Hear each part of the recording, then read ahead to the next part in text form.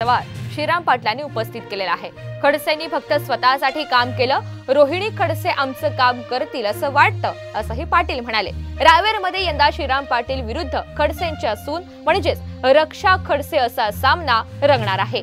दरम्यान त्यांच्याशी या संदर्भात सविस्तर बातचीत केलेली आहे आमचे प्रतिनिधी संजय महाजन यांनी।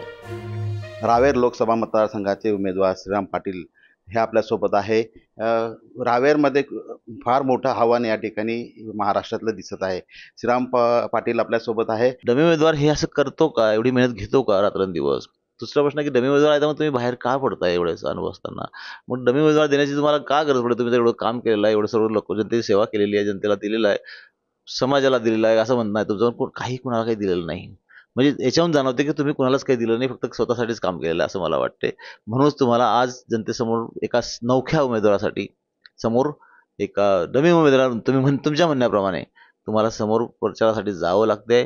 तुम्ही लीड सांगत नाहीये, कसं आहे ते त्यांचा परिवाराचा प्रश्न आहे। पण ताईंनी आम्हाला शब्द दिलेला आहे। ताईंनी काल सभेमध्ये सुद्धा सांगितलं की मी माझं कर्तव्य करणार, मी पक्षाचं एकनिष्ठ काम करणार। त्यामुळे ताईंनी जो शब्द दिला आहे त्यांच्यावरती माझा पूर्णपणे विश्वास आहे, पक्षाचा विश्वास आहे, आमच्या मोठ्या साहेबांचा विश्वास आहे, सर्व पदाधिकाऱ्यांचा विश्वास आहे। त्यामुळे ताई त्या पद्धतीने काम करते आणि त्यांचा घरातल्या घरात कुठे जाणं, कोणाला कुठे राहायचं हा त्यांचा पर्सनल निर्णय आहे। त्यामुळे मला बोलणं योग्य नाही।